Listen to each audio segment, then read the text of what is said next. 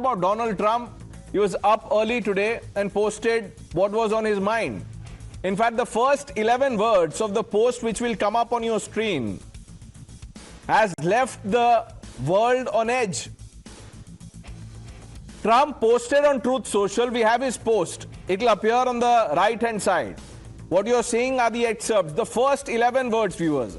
A whole civilization will die tonight, never to be brought back again. This is the social media post from Donald Trump. And then he said he doesn't want it to happen, but it probably will. And viewers, here is what makes this different from every other threat in modern history, not just Trump. Trump is threatening to erase a civilization, one of the oldest on earth, thousands of years of history, language, culture, people, all gone if Trump walks his talk. That is where we are, viewers, and that is what was written by Trump, and that is what the world is discussing now. The question is very simple. Does Trump mean what he has said? Nobody knows the answer. Let's open this up. Erol Morkoc is a Republican strategist. Lieutenant General Raj Shukla, Dr. Brahma Chellaney, Dr. Wael Awadh, senior journalist, and Vibhuti Jha completes this panel. Mr. Morkoc, what is Donald Trump up to? Well, it's an interesting situation. He's certainly decided that if people want to play chicken all the way to the end, the Americans are going to do it. This is the first time that a country with America's capabilities has actually ratcheted up to the level of rhetoric that we usually see from Iran. So I think he's speaking their language. Also, it's important to recognize and just to differentiate, not to obfuscate, but to differentiate that America has the capacity to do unspeakable damage to Iran without a nuclear weapon.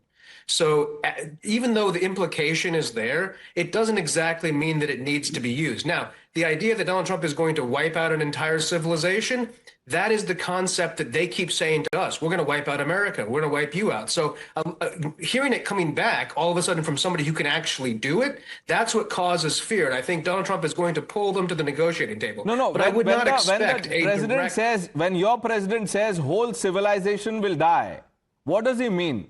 What do you think he means? He means that if you're going to say death to America and that America's civilization will die, then how does it feel when it comes from an actual big dog who can actually do it? And when Donald Trump makes a threat, he's delivered through on all of his threats. Okay. So if you are playing hardball with Donald Trump right now and you're an Iranian commander, be very careful because you might have met your match. Dr. And for the Awadh, first time, the world is going to have to deal with that. Is Iran prepared to withstand this fury?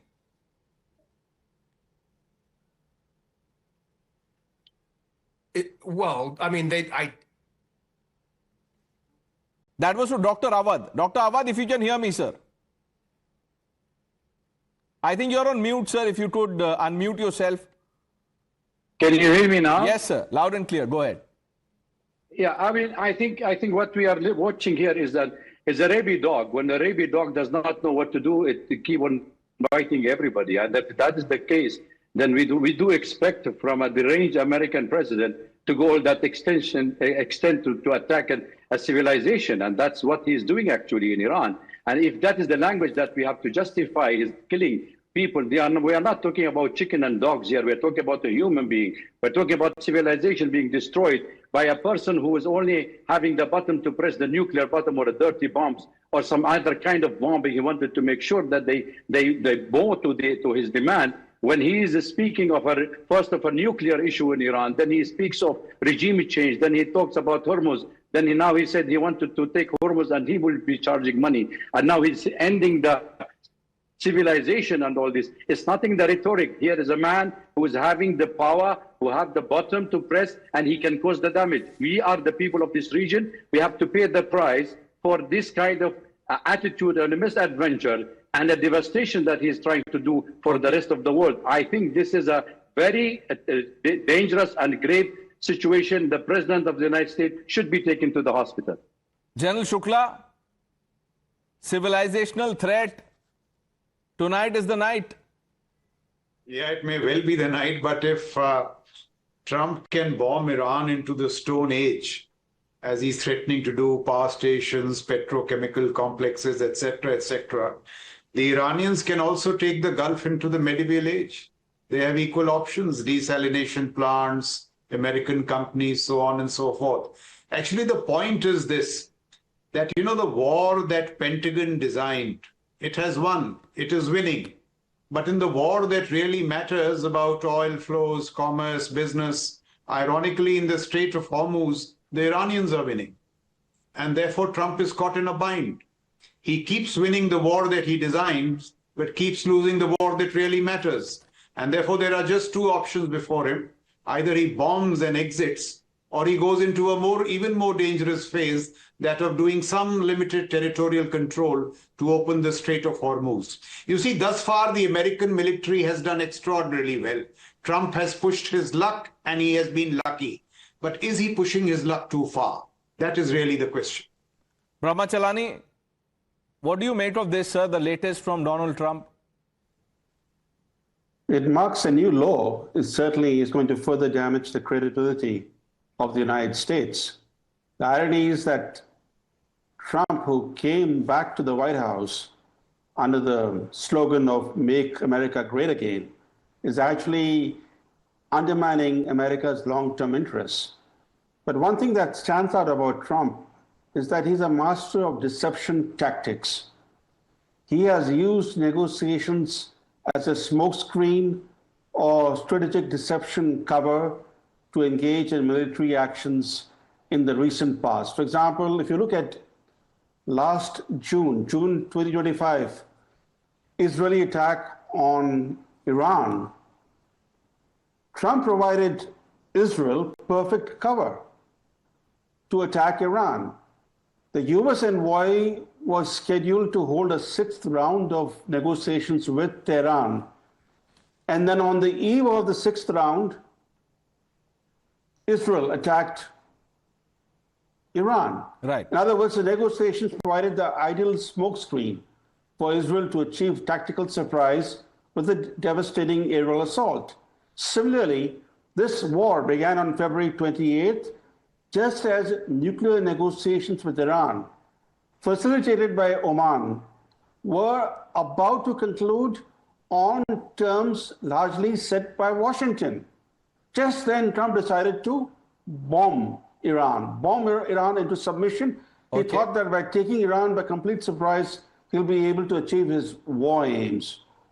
So this record of bad faith diplomatic negotiations is going to further erode the credibility of the US. For example, many in Washington are questioning the sincerity of I don't think Trump US is concerned about credibility. You know, he deals in bluster every day. And like General Shukla said, I mean, the man, only he knows what's on his mind.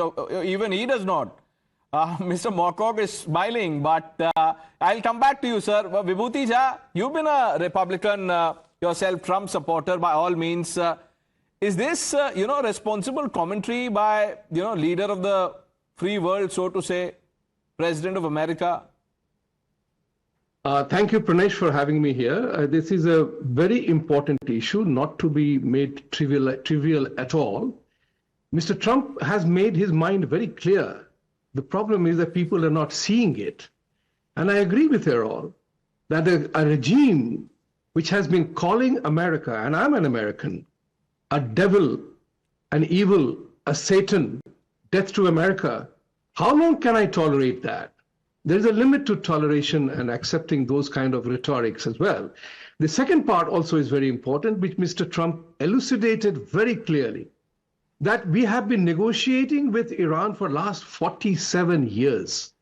Many presidents have come and gone. Each one has declared that Iran must not have a nuclear weapon, right?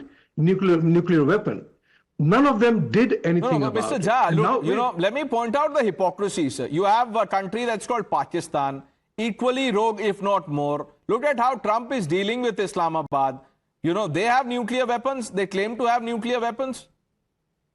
Let's not bring in a country like Islam, a country with a capital called Islamabad, into this very serious conversation, because the Islamabad defense minister himself said on his national TV that we have been doing the dirty job of America and West for last as many years. So they are what I prefer to call them, the courtesan of the world. You pay them the money, they do whatever you want. Mr. Jha, so then what you're saying is that as long as, America is safe, that's all that matters.